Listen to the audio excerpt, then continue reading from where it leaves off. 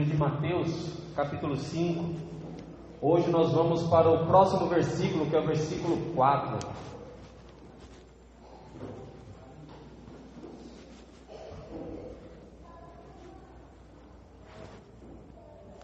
Nós fizemos aí a introdução,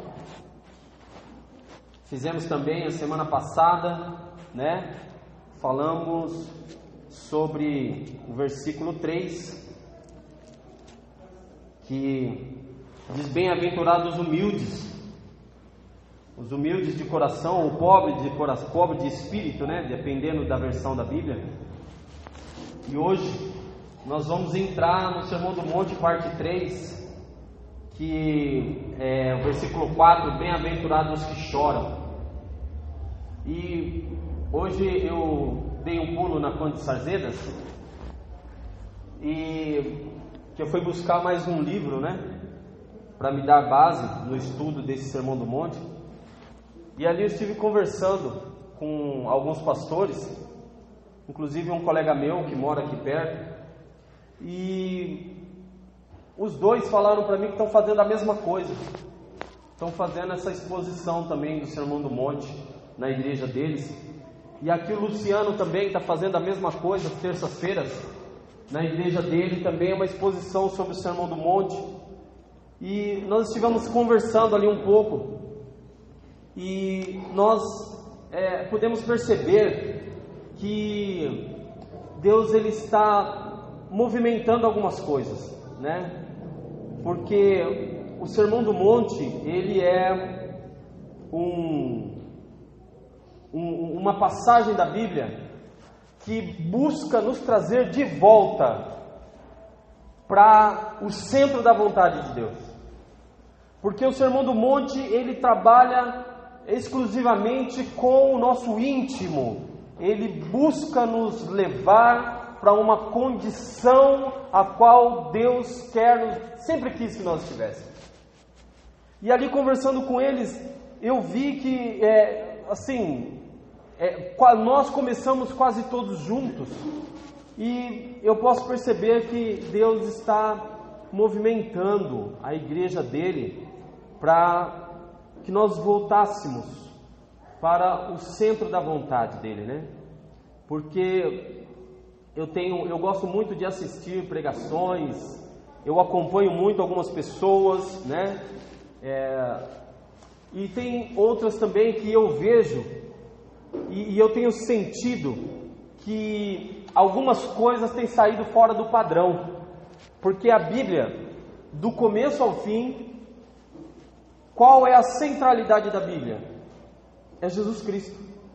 Do começo ao fim da Bíblia, a centralidade de todos os assuntos sempre foi e será Jesus Cristo. Mas nós podemos encontrar hoje em muitas pregações, em muitas igrejas, em muitas instituições religiosas por aí, aonde o que se tornou o centro é o homem. O homem parece que tomou a centralidade das coisas. Hoje, a igreja parece que trabalha em pró do homem. A igreja parece que ela trabalha, parece que ela vive. A gente assiste os cultos, você vê que parece que a centralidade é o homem.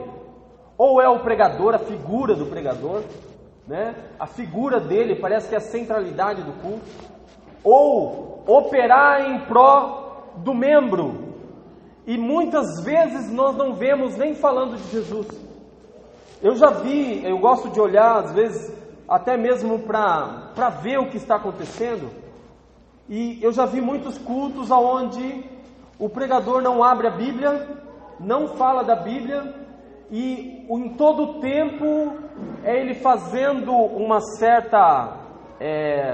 ele traz o culto para uma certa condição, aonde ele passa a ser o centro, ou aquele que foi buscar algo se torna o centro do culto.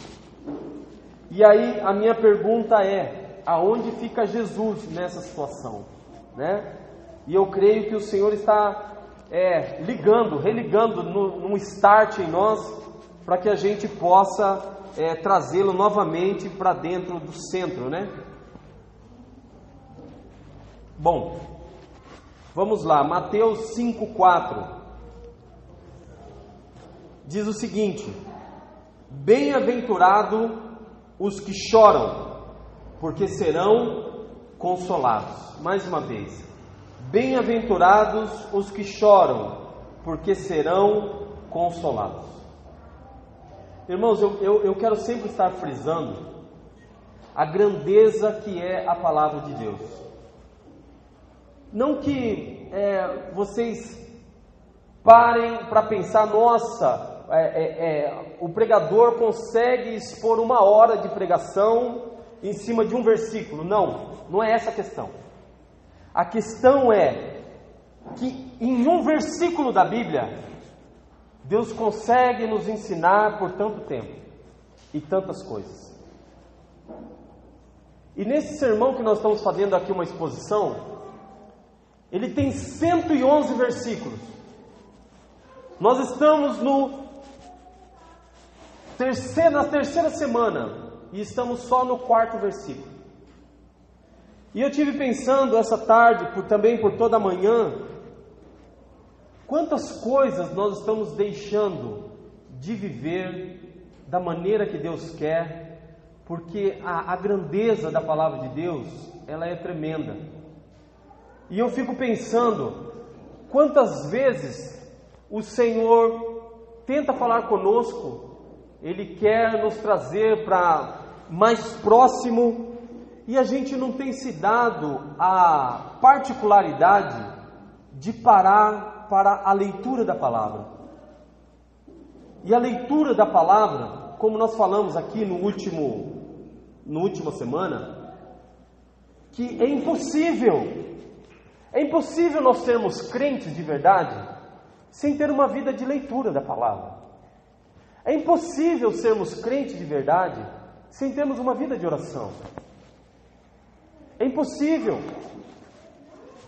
a gente conseguir vencer o mundo, vencer tais coisas, se nos momentos determinados, se nós não tivermos uma vida de jejum.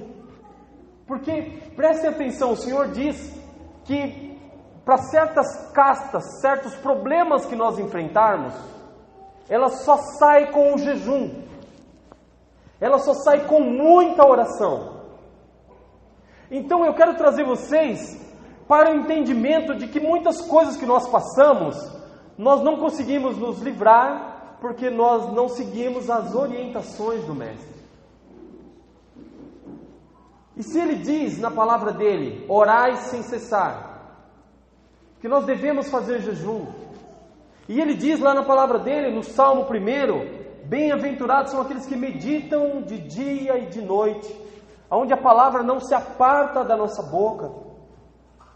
E nós, por tudo que nós passamos no dia, pelas correrias, pelos filhos, maridos, ministérios, pelo trabalho, por tudo, a gente se afasta daquilo que verdadeiramente vai conseguir nos manter firmes dentro da vontade dele.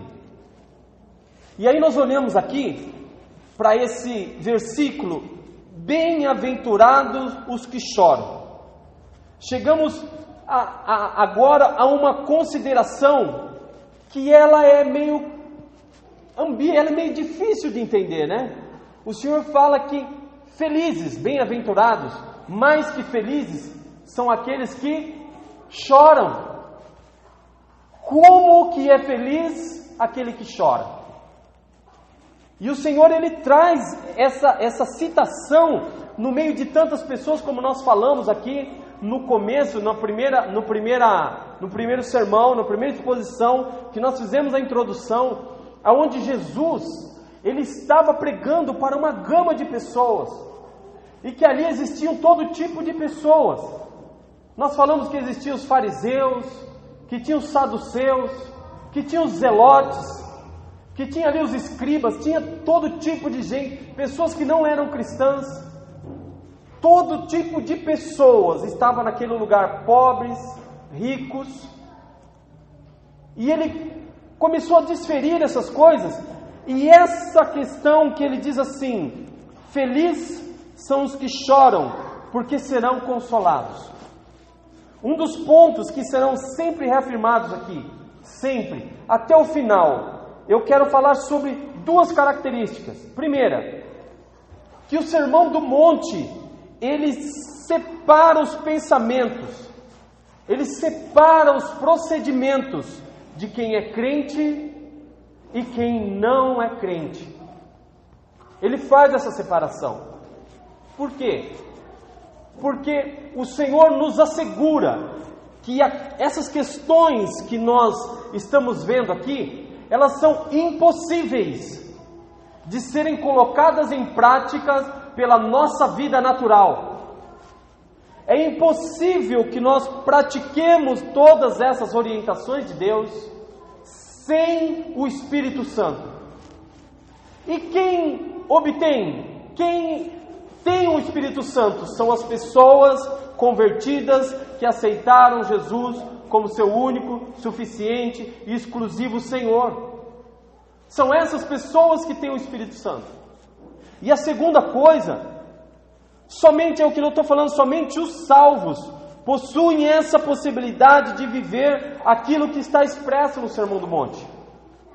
E é bom que nós entendamos o seguinte, que o Sermão do Monte faz a separação entre os crentes, aquele que serve e o que não serve.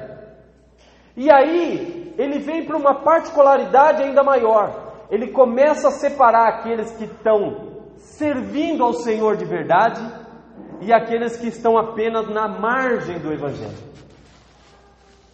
Porque foi como a Clau falou lá numa igreja onde ela foi pregar, que ela falou o seguinte, das pessoas que vivem à margem do Evangelho. São pessoas, como diz no livro de Ezequiel, as pessoas que vão mergulhar no mais profundo da Bíblia, no mais profundo da palavra de Deus. Mas existem as pessoas que mesmo dentro da igreja vivem numa superficialidade. E quando nós vivemos na superficialidade, a gente não consegue operar aquilo que Deus quer. Por quê? Porque nós precisamos estarmos imersos no Espírito Santo. Existem coisas que nós não conseguiremos fazer se não estivermos verdadeiramente cheios do Espírito Santo, buscando o Espírito Santo como se fosse o último ar que nós temos na nossa vida. Porque nós vamos falar aqui um pouco mais para frente, quando entrarmos no último capítulo, capítulo 7, que ele fala assim, que nós não devemos julgar. E olha que o Senhor, ele fala que não é que eu não possa julgar, é que para que quando eu tiver que desferir algum juízo, eu não seja pego naquilo que eu estou falando. Que quando eu for falar alguma coisa para alguém, eu não seja pego naquilo também. Nós vemos aí hoje, eu tive assistindo hoje uma sessão que teve na Câmara e estava lá o Eduardo Cunha. E ele é o presidente da casa e ele preside todo aquele congresso. E aí o que acontece? A pessoa que preside, ela está sendo pega nas coisas que ela tem que estar ali para punir. E é isso que o Senhor fala. Não adianta você querer tirar o cisco do olho do teu irmão, se você tem uma trave nos seus olhos. Então veja que o Senhor, Ele não aniquilou a chance de nós desferirmos juízos, mas Ele falou que nós temos que primeiro ser o quê? Mudados, transformados. Eu não posso ser pego naquilo que eu mesmo estou desferindo juízo. E como que nós vamos conseguir viver uma vida assim, santa, reta, íntegra, sem a presença do Espírito? Venho mais uma vez lembrar que se nós conseguíssemos fazer isso, não seria necessária a morte de Cristo. Se nós fôssemos capazes de sermos bons, não precisaria a morte de Cristo. E quando, foi o que eu falei na primeira exposição, quando eu vivo uma vida sem oração, quando eu vivo uma vida sem a busca do Espírito Santo, eu estou dizendo para mim mesmo que eu sou capaz de viver sem Ele, e isso mostra que eu estou vivendo uma vida sem humildade para com Deus. Porque o que ele falou? Pobre de espírito. O que nós falamos a semana passada? Pobre de espírito. Quem é o pobre de espírito? É aquele que se coloca na total dependência de Deus. Ele se anula não como pessoa, mas ele se anula na questão de poder fazer sem Deus. Ele não consegue chegar a uma ocasião, em uma posição, sem buscar o Espírito Santo de Deus. Por isso, aqueles que assim não fazem, têm muita dificuldade em cumprir aquilo que Cristo determinou, pois tentam fazer por suas próprias forças, e isso incorre na primeira bem-aventurança que nós falamos. Nós deixamos de ser humildes.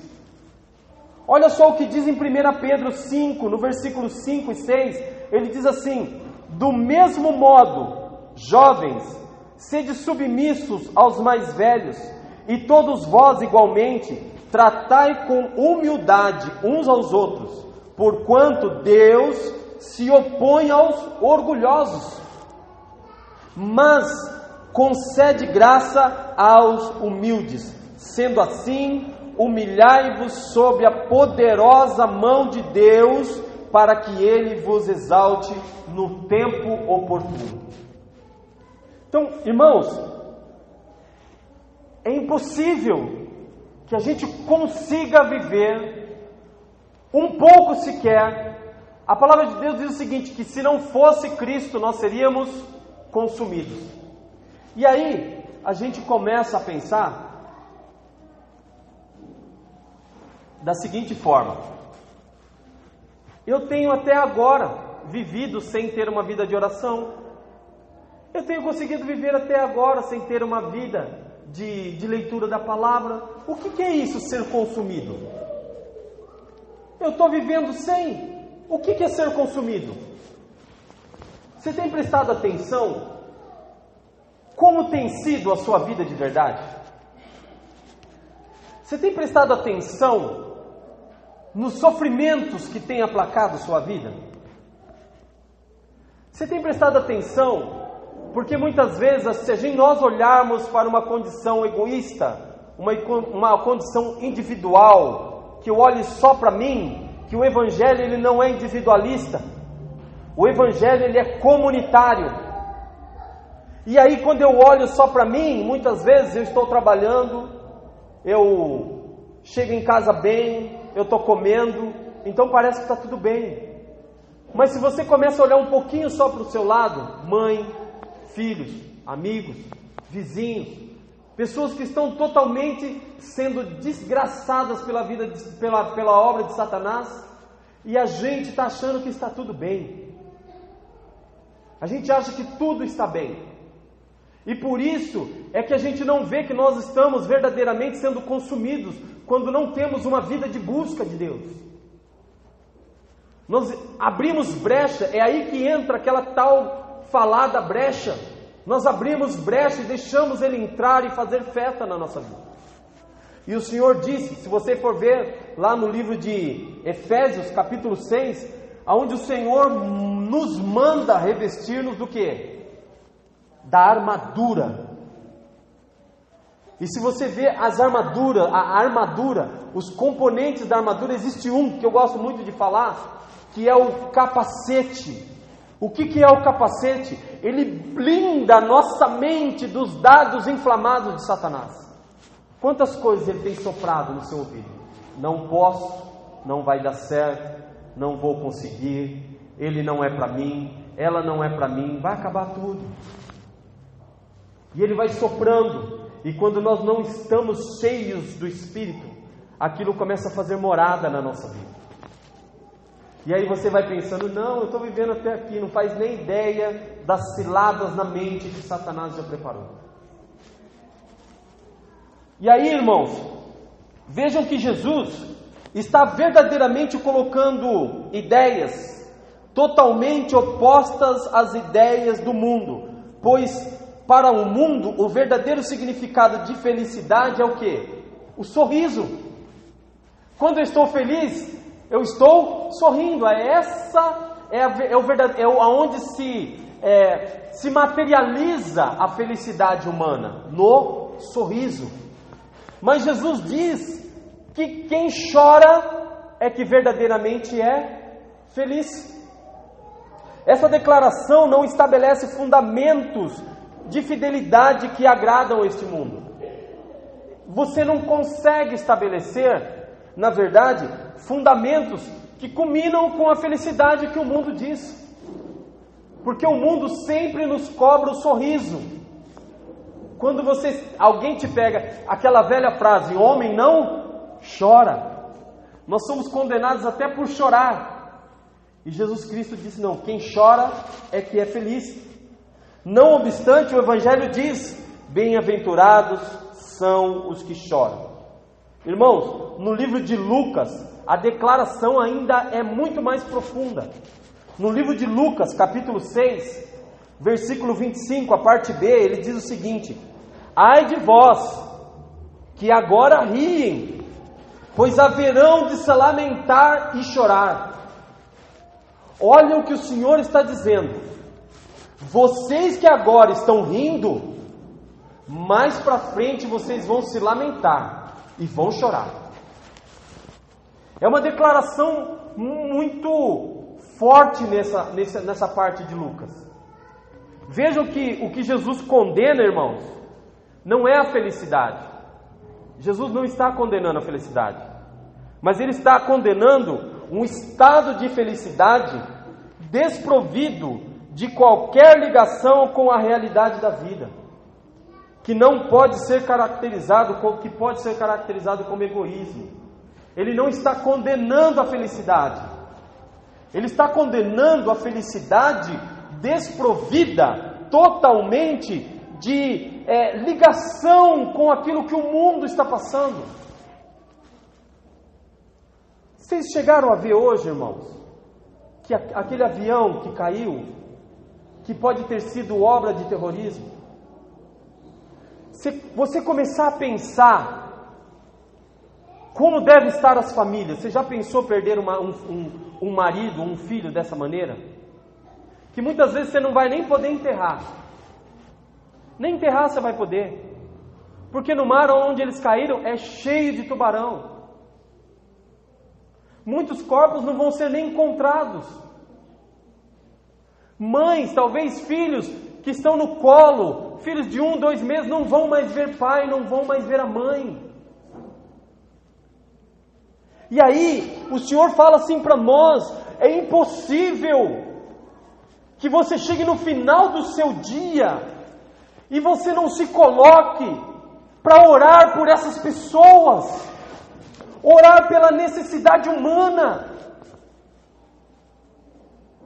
E o Senhor fala assim: olha, eu não condeno a felicidade, porque o que eu mais quero é vê-los felizes, mas aquela felicidade egoísta, totalmente desligada da condição humana.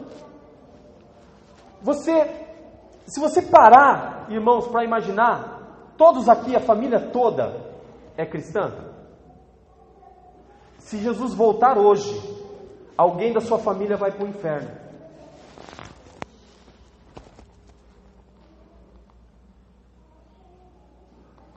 E é isso que Jesus está dizendo: chore por essas almas, chore por essas vidas.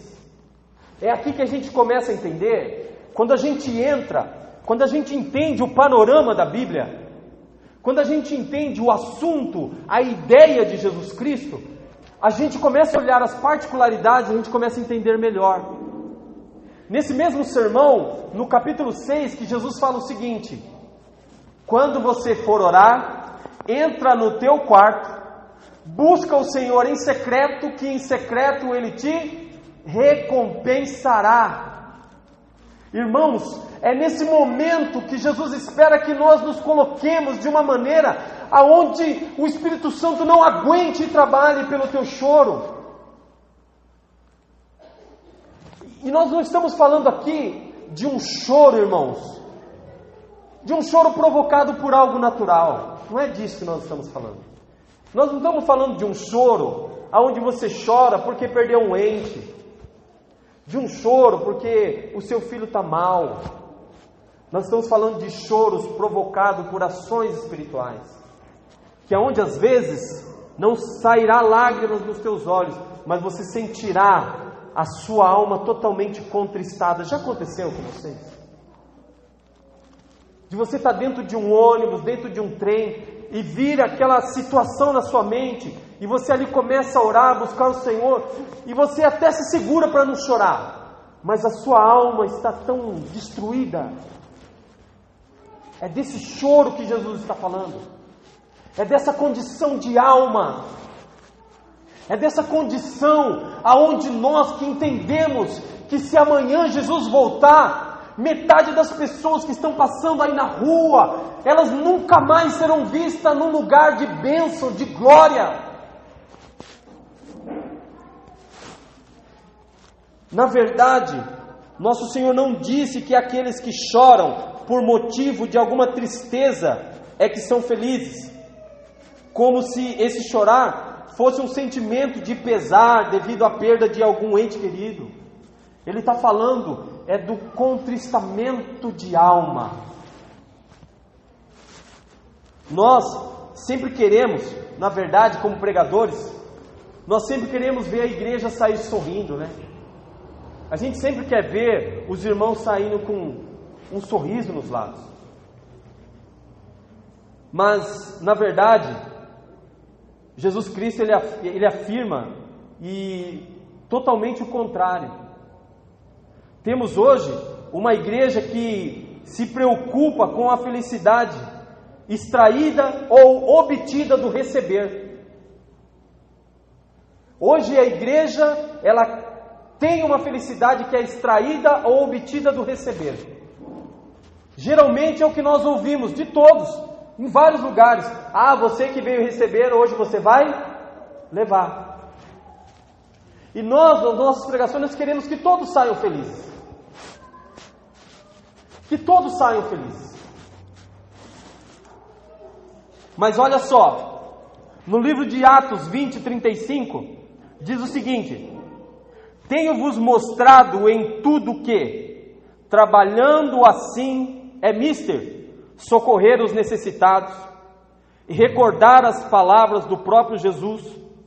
Mais bem-aventurado é dar do que receber. Nós estamos aqui, a Sandra fez agora. Ô Sandra, você tem alguma daquelas carteirinhas aí? Não, né? Tem? Traz aqui para mim. A Sandra fez uma carteirinha que é para auxiliar, né, a assistência social da igreja. E eu quero deixar aqui bem frisado, irmãos, que esse trabalho aqui, ele não tem nada a ver já com a oferta e o dízimo que você traz para a igreja. Não tem nada a ver. Isso aqui é algo a mais que você vai fazer pelos necessitados. É algo a mais que você vai fazer pelas viúvas. É algo a mais que você vai fazer pela família que não tem um emprego. Não é para você tirar do seu dízimo e pôr aqui, porque o seu dízimo não é teu, não te pertence. Você não pode ditar as regras do seu dízimo. O seu dízimo é para você entregar na casa do Senhor. A oferta que você já faz mês a mês, continua mantendo. Isso aqui é a sua ajuda com os desvalidos. Melhor é dar do que receber. Você não vai dar nada de que Deus já não tenha dado na sua mão. E aí, nós não podemos esquecer, irmãos, que o que Deus tem feito por nós não é simplesmente para que nós nos tornemos um poço aonde tudo vai sendo jogado, eu vou pegando. A ideia de Cristo é que nós sejamos o quê? Um canal.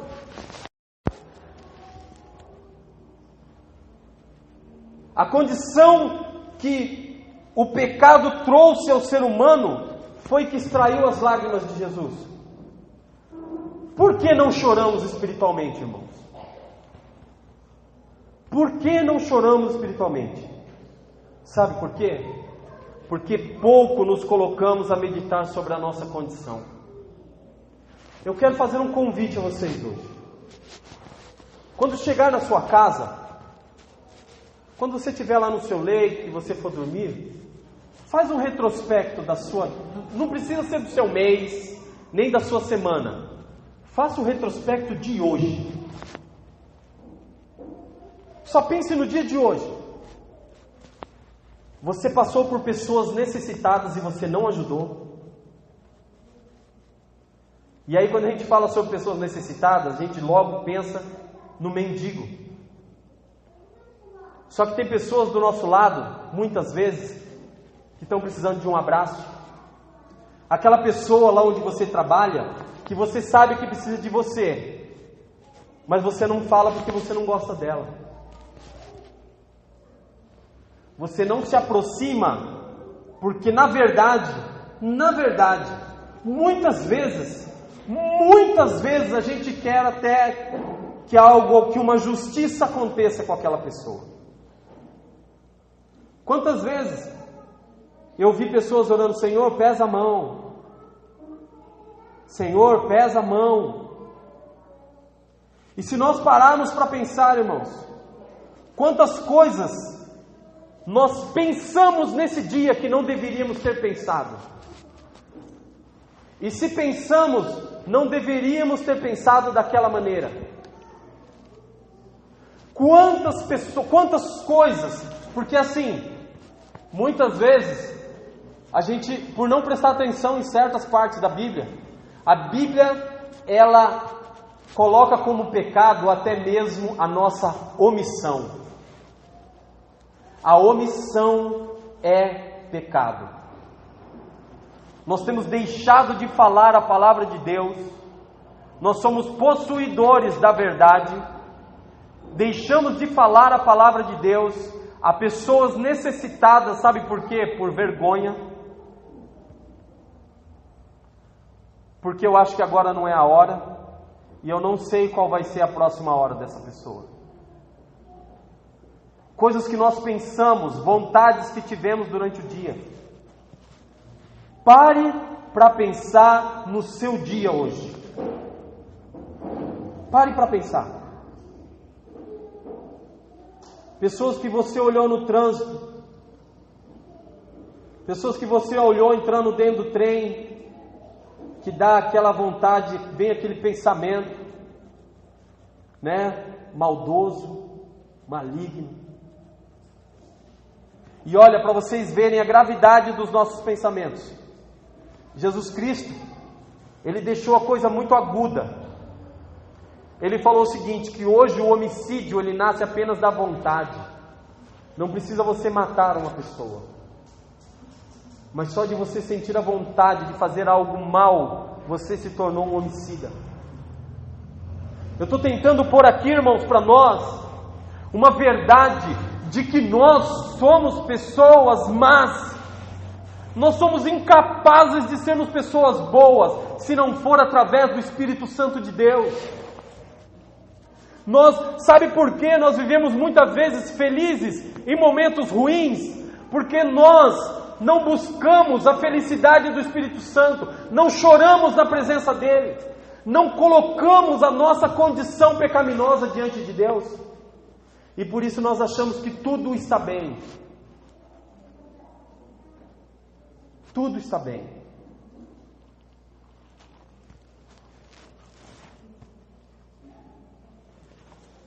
Vejam o que está escrito no livro de 2 Timóteo 3,55, diz assim: tendo a aparência de piedade, mas negando o seu poder.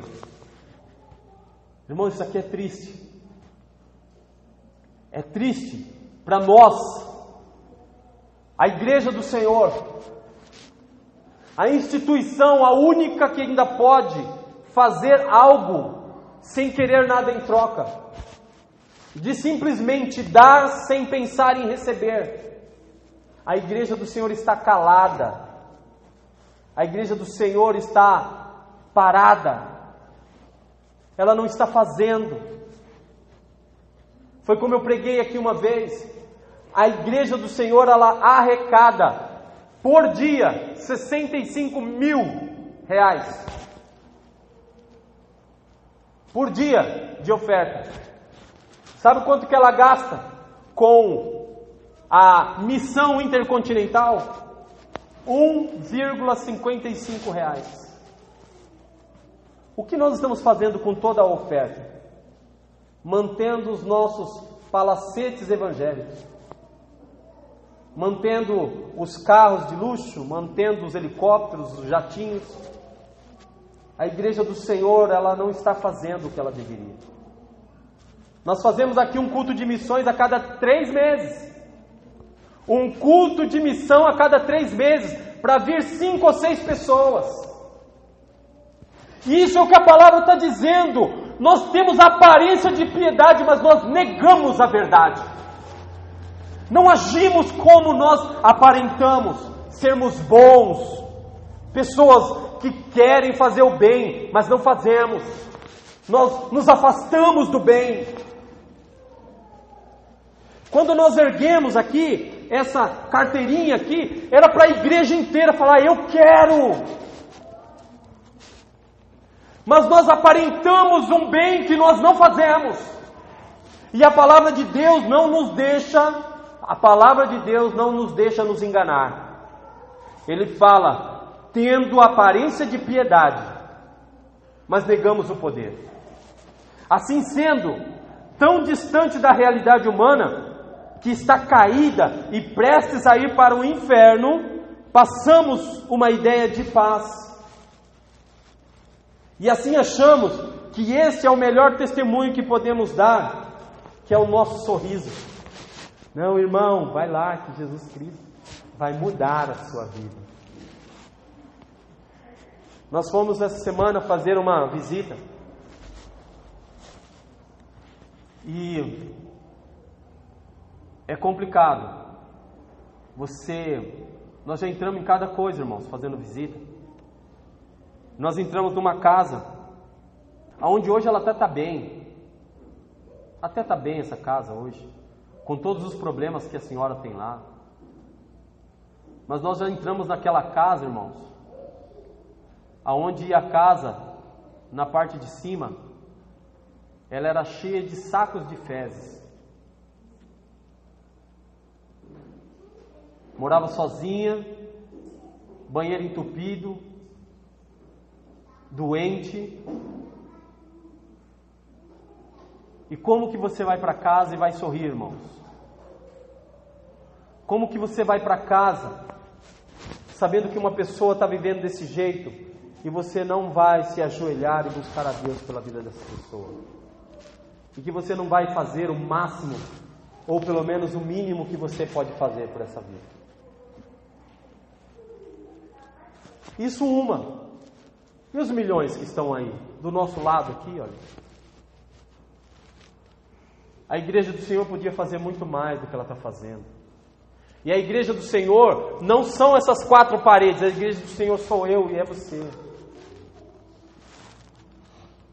Veja, no livro de Jeremias 8:11, diz o seguinte: e curam a ferida da filha de meu povo levianamente, dizendo, paz, paz, quando não há paz.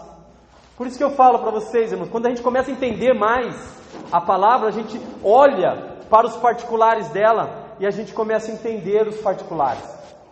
O Senhor diz assim, o que adianta eu falar para você que Cristo faz e deixar a pessoa de barriga vazia? Não foi isso que o Senhor falou quando Ele estava no monte?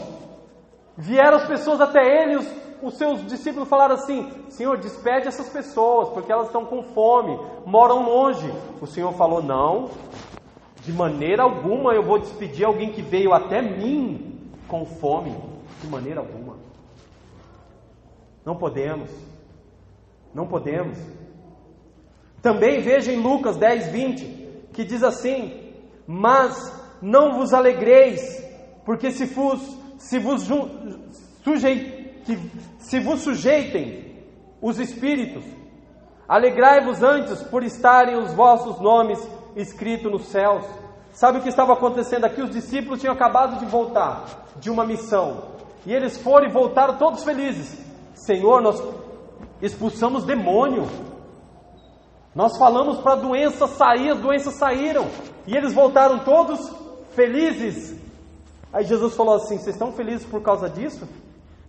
Não é essa a felicidade que vocês devem ter no coração. A felicidade que vocês devem ter porque o nome de vocês estão arrolado no livro dos céus. Essa é a felicidade que nós devemos ter. E quando nós entendemos essa felicidade, todas as outras coisas passam a ser secundárias. É por isso que Jesus sofreu tudo o que sofreu, e quando chegou no último momento, Ele pôde dizer assim: Senhor, perdoa-os, porque eles não sabem o que fazem. Senhor, eu entrego o meu espírito, tudo está pronto, tudo está consumado. Porque Ele tinha dentro de si a felicidade de que Ele retornaria para a glória. Então Ele pôde passar por tudo que Ele passou. E muitas vezes nós passamos por problemas e falamos tudo que não devia, porque não prestamos atenção que uma hora tudo isso vai acabar.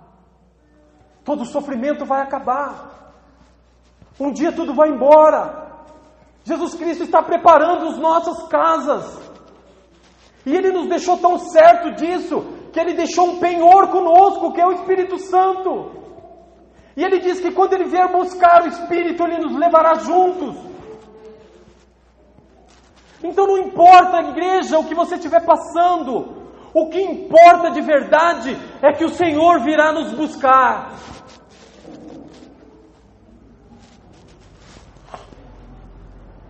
O cristianismo, na década de 90 até o ano 2000, ela teve um crescimento de 98%.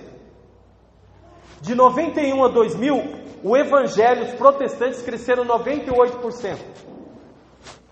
Já de 2000 em diante, até 2010, o crescimento foi só de 39%. Sabe por quê? Foi a época aonde começou a se introduzir na igreja aqueles cultos só de campanha, só de busca. Aí eu vou lá, que lá tem o pastor da oração forte. Foi nesse período que começou a se instalar isso aqui no Brasil. E os números estão comprovando que isso não está dando muito certo. O número está mostrando que quando as pessoas iam para a igreja para buscar o Senhor, eu me lembro da minha cunhada que morava no fundo da minha casa. Antes você sabia que era um crente pela roupa e pela Bíblia que ele carregava na mão. Hoje nós somos induzidos a um pensamento, sabe qual? Não, eu tenho que ser igual a todo mundo para que eles não falem que eu sou careta. Qual é a diferença hoje? A saia cada vez diminuindo mais dentro da igreja. Os homens cada vez menos, com menos caráter. Eu falo isso para vocês porque eu convivo, eu tenho comunicado com pessoas, pastores perdendo a igreja porque estão sem caráter, traindo, fazendo o que não deve. E por isso, irmãos, está sendo denegrido. E como que nós não vamos chorar pela condição que está a noiva do Senhor? É porque nós não paramos para meditar sobre isso. Eu não paro para ver que nós estamos, na verdade, tirando o adorno da igreja, o adorno da noiva do Senhor. Eu dou graças por nós termos um pastor que ele não prega costumes, mas nós sempre falamos sobre ter bons costumes. É diferente. Eu tenho muito para falar. Não vai dar tempo. Então eu quero ir aqui para o que é mais importante. Agora veja que a palavra diz que Cristo é o primogênito. o primeiro entre os irmãos. Em Romanos 8:29 ele diz isso. Ele é o primeiro e é quem nós devemos seguir. Aonde diz em Filipenses 2, 4 e 5, que nós devemos ser igual, ter os mesmos sentimentos que Cristo. Nós devemos ser igual. Agora vejam bem quem era Cristo. Isaías 53, 3. Era desprezado e o mais rejeitado entre os homens, homem de dores, experimentado nos trabalhos, e como um de quem os homens escondiam o rosto, era desprezado e não fizemos dele caso algum. Ele não tinha aquilo que hoje é pregado, uma pessoa de aspectos agradáveis, diante do que o mundo exige como padrão de pessoa feliz. Vamos voltar lá atrás, né? Onde a gente fala que hoje a condição que a pessoa está vestida, o terno, a cor, o corte de cabelo, para nós tem muito mais peso do que a vida que a pessoa leva. Eu já participei de uma igreja grande, aonde os dois pastores maiorais são irmãos, não se falam. O pastor presidente é separado da mulher. E aí, nós achamos que a gente olha para a condição dessas pessoas, olhamos os ternos rebuscados, a maneira linda de falar, e achamos que lá é que está a bênção, lá é que está Cristo. E nós negamos a verdade daqueles que estão lutando para manter uma igreja pequena. João 8,56. Abraão, vosso pai, exultou por ver o meu dia, e viu e alegrou-se. Disseram-lhe, pois, os judeus, ainda não tem 50 anos, e viste Abraão? Jesus, se vocês forem ver bem, ele era um homem que não aparentava ter somente aqueles anos que ele tinha. Porque olha só, no livro de Mateus 7,28, olha o que disseram de Jesus. Quando Jesus acabou de pronunciar estas palavras, estavam as multidões atônitas com o seu ensino, porque ele as ensinava como quem tem autoridade e não como os mestres da lei. Irmãos, eu imagino que Jesus era um homem sério, sucinto, não perdia tempo com qualquer coisa. E ele, como nós vimos aqui, que nunca se viu em uma palavra que Jesus sorriu. É como eu disse, ele não está dizendo que não devemos ser felizes nem sorrirmos. Mas ele também está dizendo que nós devemos levar mais a sério a condição espiritual que nós vivemos. João 11,35, Jesus chorou diante do pecado. Lucas 19,41, Jesus chorou diante da cidade de Jerusalém. Sabe por quê?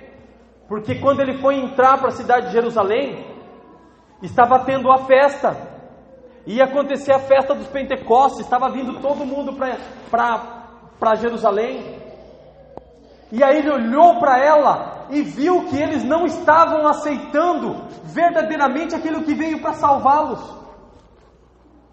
E aí Jesus olhou para aquela cidade, e vendo que ela ia ser destruída como aconteceu 70 anos depois da morte de Cristo, que a cidade foi destruída. Foi onde ele falou, não vai ficar pedra sobre esta cidade. E quando Jesus olhou e viu a condição que esperava aquela cidade, ele se pôs a chorar, pela condição desgraçada que aquele povo ia estar. Jesus chorou diante da pobreza, de entendimento e uma riqueza de ignorância, pecados e cegueira.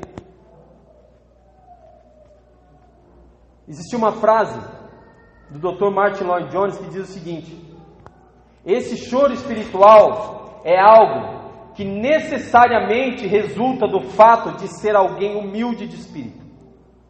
Esse é o resultado inevitável quando contemplo a Deus e a sua santidade. E em seguida contemplo a vida que se espera que eu viva. Então é que realmente vejo a mim mesmo, o meu total desamparo e desesperança. Ora, isso desvenda para mim a minha qualidade de espírito, e imediatamente isso me entristece. Porque se nós formos ver o seguinte, irmãos, o Senhor, Ele diz que nós podemos ter a certeza da nossa salvação mediante algumas circunstâncias da nossa vida. Mas Ele falou o seguinte: ao que vencer até o final, até o momento da nossa morte, em que Ele voltar para nós individualmente, ou que Ele voltar para toda a igreja. Não é como os calvinistas, dizem que uma vez salvo, totalmente salvo. Mas nós temos parâmetros na Bíblia que nos mostra que nós podemos perder a nossa salvação. E se você for olhar bem, olhar para a sua vida, se você olhar para a minha vida e olhar os pensamentos que permeiam a minha mente, você vai ver que a qualquer momento você pode perder a sua salvação. A qualquer momento, irmão. É aquela pessoa que me agride com palavras e me vem a vontade muito forte de ir para cima, que se eu pudesse, tivesse algo na mão, eu desferia nela. Jesus diz o seguinte, que isso já brotou um homicida. Vocês estão vendo a condição em que nós nos encontramos? É por isso que a palavra diz o seguinte: se não fosse Jesus, nós seríamos consumidos dentro da nossa própria casa. Situações que nos fazem perder a paciência, e não só a paciência, nos fazem sair de si. E só não materializamos o que nós pensamos, mas os pensamentos da nossa mente, eles voam em todos os lugares. E Jesus diz o seguinte, que no pensamento brota o pecado. Vejam só, se não é para nós chegarmos em casa e falar: Senhor, me perdoa do que eu fiz e do que eu não fiz. Eu preciso do seu perdão, Deus. Eu preciso que o Senhor Espírito Santo me ajude a conviver dia a dia, porque senão eu serei realmente consumido. 2 Coríntios 13:5 diz assim: examinai-vos a vós mesmos, se permaneceis na fé, provai-vos a vós mesmos, ou não sabeis, quanto a vós mesmos, que Jesus Cristo está em vós, se não é que já estáis reprovados. Essa carta ele mandou para pessoas cristãs. Ele falou assim: se examine, porque Cristo está em você. Existem certas coisas que você não pode fazer mais, mas pensa bem no que você está fazendo. Você já não foi reprovado? Se já foi reprovado, tem que existir o arrependimento. Tem que existir o arrependimento, irmãos, que Jesus Cristo fala. Não é simplesmente: Senhor, pisei na bola, caramba, me ajuda aí, vai. Jesus, ele fala do contristamento de alma, de você repudiar a ação que você teve, de você se lastimar por ter feito aquilo, porque em Efésios 4:30 diz o seguinte: não entristeçais o Espírito Santo. Foi o que Davi fez quando ele se colocou diante de Natã, que Natã mostrou na cara o seu pecado, e ele disse assim: sai daqui agora, dá licença, agora sou eu preciso, Senhor, não afasta de mim o teu Espírito, eu não posso viver sem o teu Espírito. E nós estamos cometendo os nossos pecados e não nos contristamos e falamos: Deus, me perdoa, eu não posso viver sem o teu Espírito, me ajuda. 2 Pedro 3,13 diz o seguinte: mas nós, segundo a sua promessa, aguardamos novos céus e nova terra, em que habita a justiça. Esta é a maior esperança e motivo de felicidade para aqueles que aprenderam o que é chorar. Talvez você pode estar pensando que estou dizendo que devemos ser pessoas amarguradas. Longe disso, irmãos. O homem que chora é um homem triste, mas não melancólico. Não se sente um miserável. É sério, mas não taciturno, que quer dizer o quê? Um homem de poucas palavras. Pelo contrário, é uma pessoa que sempre terá uma palavra de amor, de carinho, de esperança. É aquela pessoa que foi lá chorar aos pés do Senhor e saiu inundado pelo Espírito Santo, pronto a fazer o que a Bíblia diz: chorai com os que choram, sorri com os que sorriem. O homem que chora tem sempre dentro de si o que está em 1 Pedro 1,8: mesmo não o tendo visto, vocês o amam, e apesar de não o verem agora, creem nele e exultam com alegria indizível e gloriosa.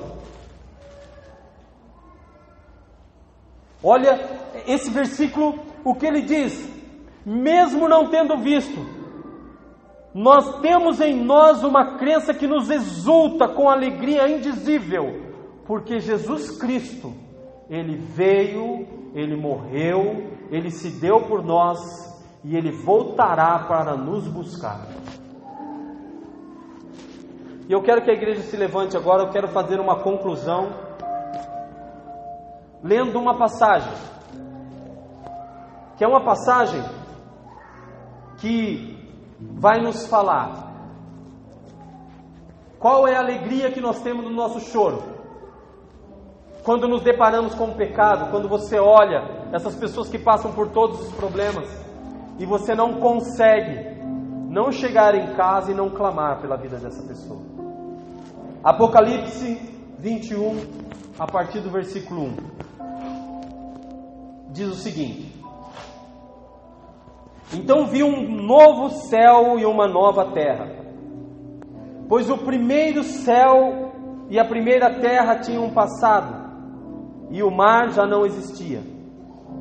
Vi a cidade santa, a nova Jerusalém, que descia do céu, da parte de Deus, preparada como uma noiva adornada para o seu marido. Ouvi uma forte voz que vinha do trono e dizia: agora o tabernáculo de Deus está com os homens, com os quais ele viverá. Eles serão os seus povos, o próprio Deus estará com eles e será o seu Deus. Ele enxugará dos seus olhos toda lágrima. Não haverá mais morte, nem tristeza, nem choro, nem dor, pois a antiga ordem já passou. Aquele que estava sentado no trono disse: estou fazendo novas todas as coisas.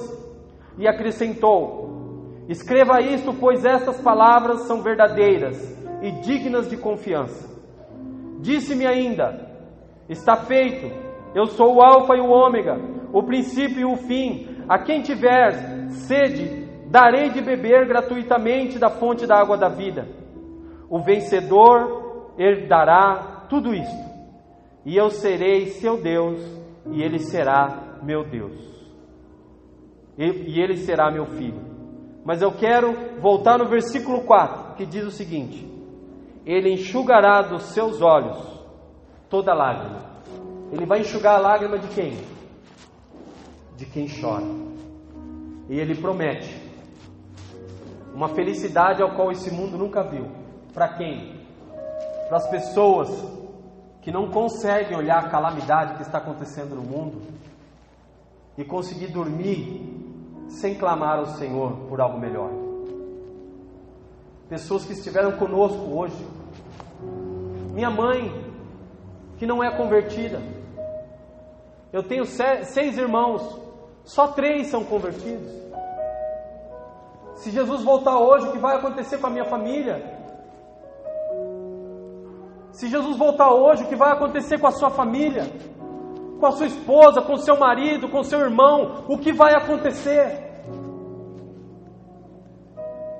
Pessoas que estão sofrendo, irmãos, e nem sabem que estão sofrendo. porque acha que tudo está bem. Mas quando Jesus voltar, a gente sabe quais são as condições. Então, por isso o Senhor fala: bem-aventurados que choram, porque eles serão. Chore pela sua família, porque quando você vê eles aqui dentro, você vai ser consolado.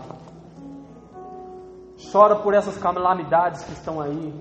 Hoje, muita gente lá está sendo presa, irmãos, lá do alto escalão do Brasil. Sabe por quê? Porque muita gente já chorou por isso, irmãos. Você pode ver que eles mesmos estão se degladiando, eles estão acabando com eles mesmos. É muito joelho no chão. Vamos nos juntar a essas pessoas.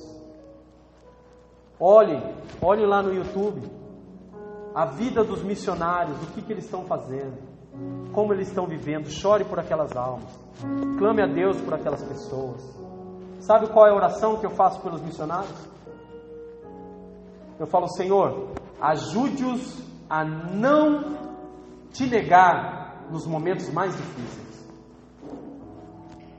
Porque para ter suprimento a gente pode fazer de uma boa. Vamos aqui reunir, a gente pode angariar R$1.000, ajudamos a missionária que está lá em Moçambique, a Raquel, é fácil. Mas que eles não neguem a Jesus no momento de maior dificuldade, isso é complicado. Vamos orar. Senhor, meu Deus e meu Pai,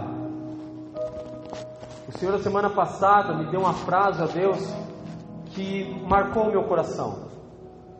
É impossível levantarmos mãos santas sem colocar no chão joelhos arrependidos. Deus, nós temos uma felicidade exultante. Ninguém vai tirar a felicidade que nós temos de saber que o Senhor, ó Deus, um dia virá nos buscar. E que não somente lá naquele momento, mas que hoje nós temos a presença do Teu Santo Espírito conosco. Nós não somos mais só, nós não somos desamparados, mas que existem pessoas da nossa própria família que não têm, Senhor, o amparo do Teu Santo Espírito, porque elas negam o Senhor. Existem pessoas nesse mundo que estão sofrendo do nosso lado. Nós passamos todo dia por pessoas, ó Pai, que estão perdendo a cabeça, estão com a mente cheia de homicídio, querendo se matar, querendo matar alguém. Todo dia nós vemos na televisão pai matando filho, filho matando pai. E isso, Senhor, não nos comove mais. Parece que nós estamos endurecidos espiritualmente. Traga, Senhor, para nós. O Senhor disse que iria cravar a Tua palavra, não mais em pedras, mas sim no coração. Senhor, tira a pedra que está no nosso peito muitas vezes e coloca, Senhor, um coração de carne, um coração que sangra, Senhor, pelo pecado, um coração que sangra pela condição daqueles que são mais desvalidos. Senhor, nos ajuda a sermos conforme a Tua vontade. Que a nossa oração comova, Senhor, o Teu coração. Meu Deus, nos ajude a voltarmos ao centro de tudo. Nos ajude, Pai. Nós queremos nos arrepender a cada dia, a cada momento. Fale com a Tua igreja. É o que eu te peço, ó Deus, em nome de Jesus.